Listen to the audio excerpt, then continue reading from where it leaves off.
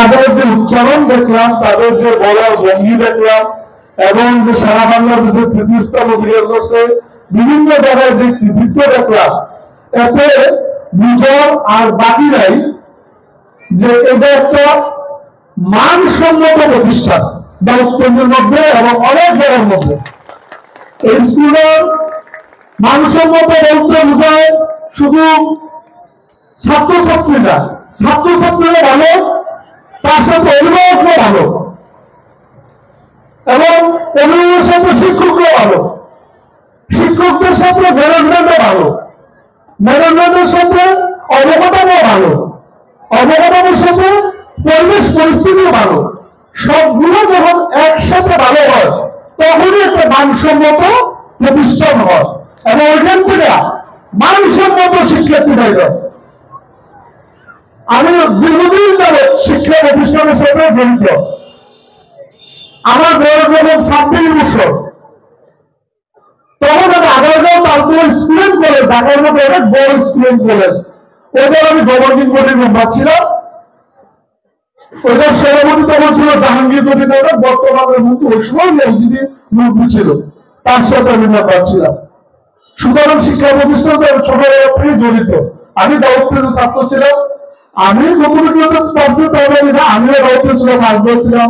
আমি 5-এ বৃত্তি পেয়েছি, 8-এ বৃত্তি পেয়েছি, মেট্রিকে আমি স্ট্যান্ড করছি কুমিল্লা বলে 17তম, ইঞ্জিনিয়ার হয়েছি।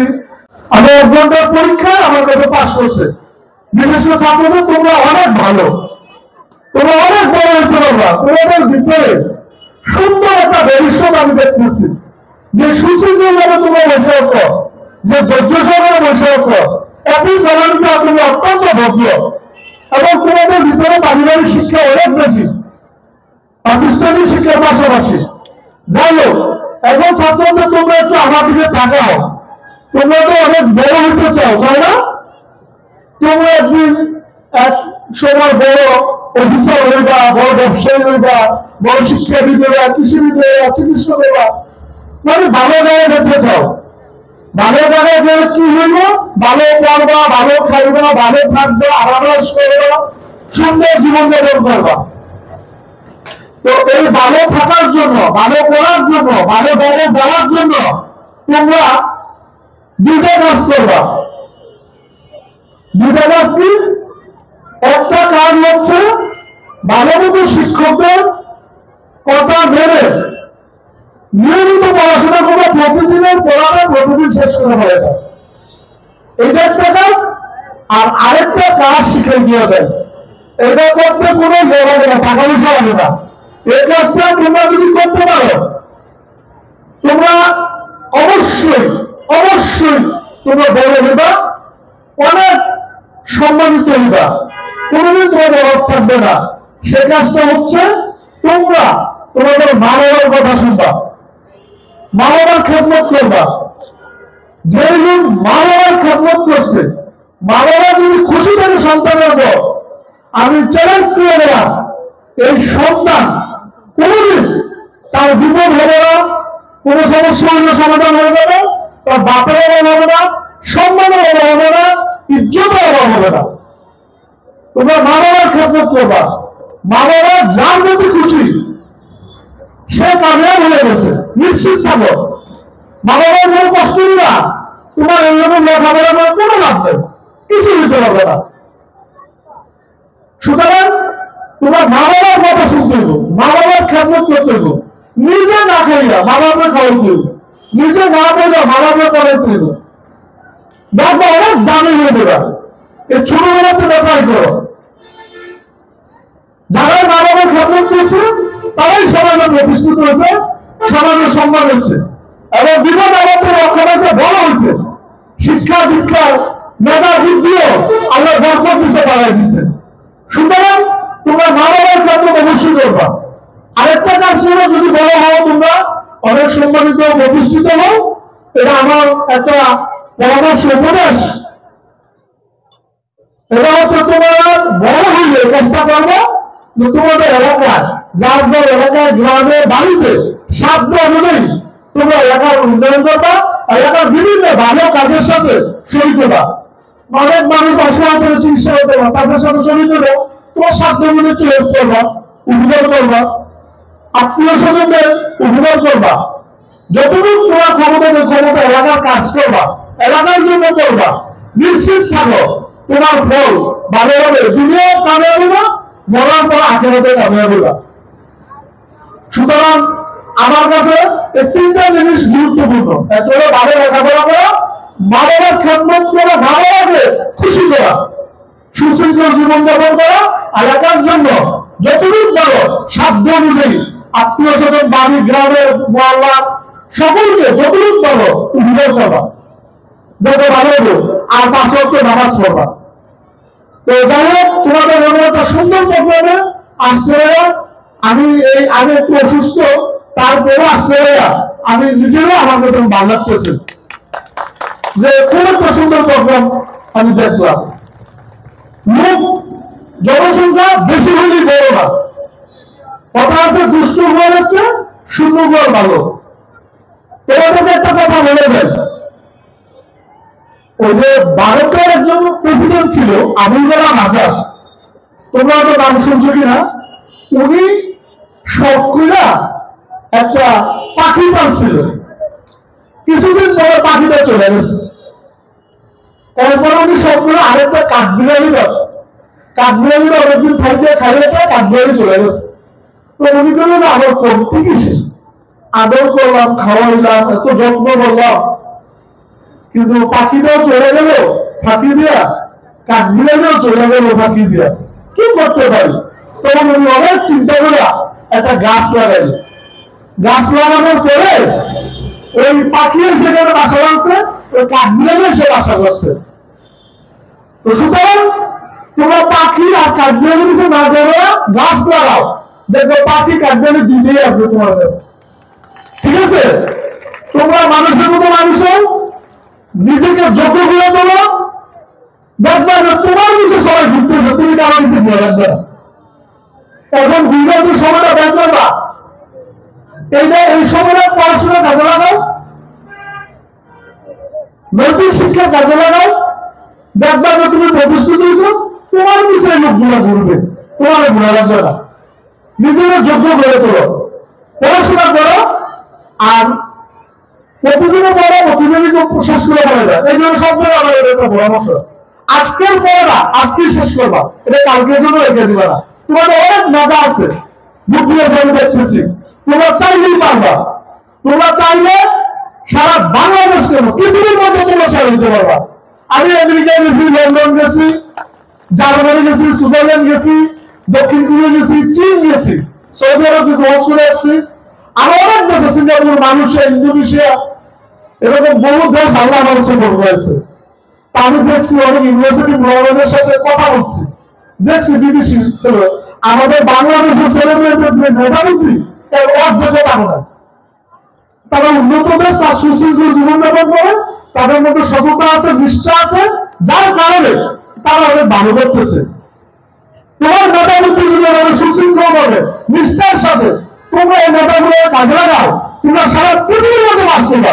আমি নিশ্চিত করে বলে দিলাম, তোমাদের প্রত্যেকের মেধাবৃত্তি অনেক ভালো, অনেক সুন্দর মেধাবৃত্তি, প্রত্যেকে ভালো বুঝো, এখানে কোনো বোকা নাই, সবাই বুদ্ধিমান। তোমরা খালি বুদ্ধিমান একটু কাজে লাগাও। কিভাবে লাগাইতে হবে সে পরামর্শ টিচারদের কাছ থেকে দাও, মা বাবার কাছ থেকে দাও, বড় ভাইদের কাছ থেকে দাও। তোমরা যদি বুদ্ধি না থাকতে একটা কথা ছিল, প্রত্যেকের বুদ্ধি আছে, অনেক বুদ্ধি, অনেক মেধা। নাহলে এত পুরস্কার কিভাবে পেলে, এত সুন্দর বক্তৃতা কিভাবে দিল, ইংলিশ উচ্চারণ গুলো দেখছে, আমার কাছে মনে হয়েছে বিদেশি উচ্চারণ হয়েছে। সুতরাং তোমরা যেহেতু যে সুশৃঙ্খল, তোমাদের মেধা বুদ্ধি আছে, এটার কাজে লাগাও। আইসামি না করলে আমি পারবো না, গোটানো করবো, পারবা না, পারার কিছুই নেই, একদম সহজ। একটু চেষ্টা করলে, তাহলে একটু কষ্ট করে একটু বুঝাইবে, বুঝাইতে তো তুমি একবার না পারো 10 বার বলবা টিচারকে, স্যার আমি পারি না, একটু বুঝাইতে। আবার বলবা স্যার আমি বুঝতে পারি না, আবার বুঝাই দেন। আবার বলবা স্যার আমি বুঝতে পারি না, 10 বার বলবা। অবশ্যই বলবে। আর যদি তোমার সাথে খারাপ আচরণ করে, তোমার সাথে ভালো ব্যবহার না করো, তুমি তোমার হেডমাস্টার, প্রিন্সিপাল তোমার কাছে বিচার দিবা। মনে রাখবা, তোমাদের থেকে বেতন নিয়ে ওই এই প্রতিষ্ঠান পরিচালনা করে। সুতরাং তোমাদের সম্মান, বন্ধুদের সম্মান সবচেয়ে বেশি তোমাদের কাছে। আমি আমার স্কুলে যেটা বলি যে আমার কাছে সবচেয়ে দামি হলো আমার অভিভাবকরা, আমার শিক্ষার্থীরা। এদের কাছ থেকে টাকা উঠে আপনাদের বেতন দিই, চালাই, সরকার দেয়। সুতরাং এদেরকে সম্মান করতে হবে, এদেরকে ইজ্জত দিতে হবে, এদেরকে বারবার বুঝাইতে হবে। অধৈর্য হয়ে যাবে না, এদের প্রতি বিরূপ আচরণ করা যাবে না। ওই যে গায়ের গন্ধ আসে মাঝবাড়ি করে তারও পাশে বসে তুলব, তার হিংসা করা যাবে না। তার সন্তানের দিনে দেশে অনেক কিছু হতে পারে, বড় হতে পারে।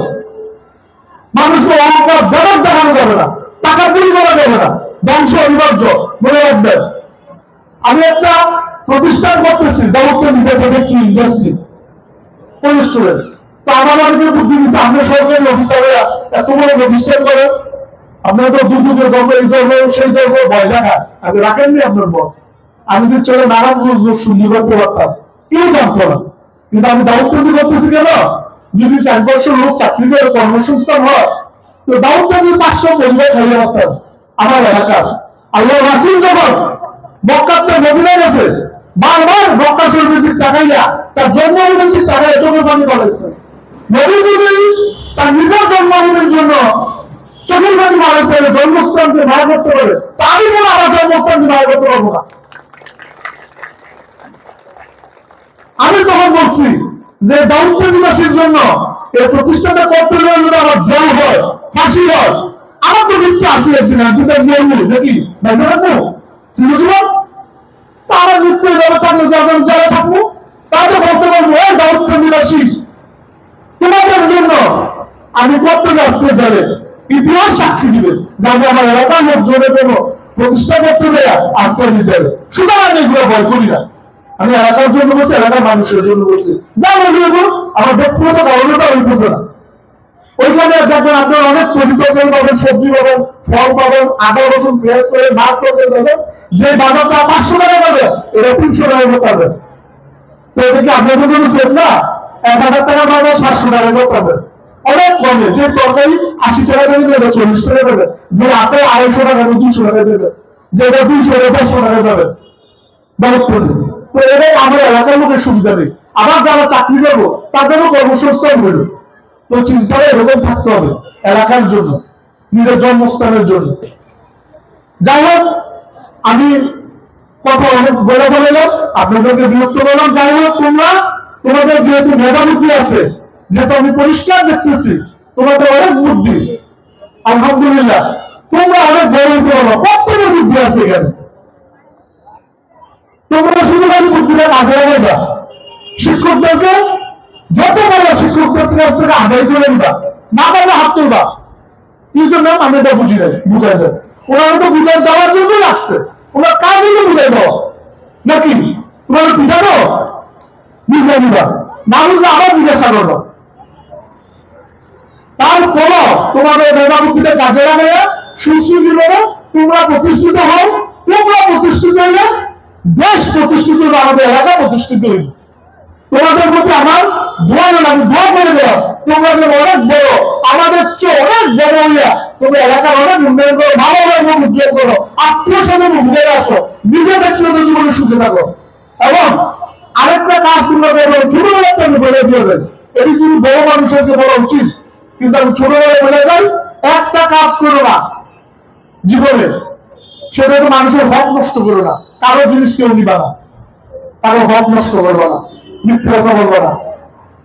বান্দা আল্লাহ সব গুলো মাফ করে দিবে, তওবা করবে, খালেস করে দিবে, এই বান্দার হক মাফ করবে না।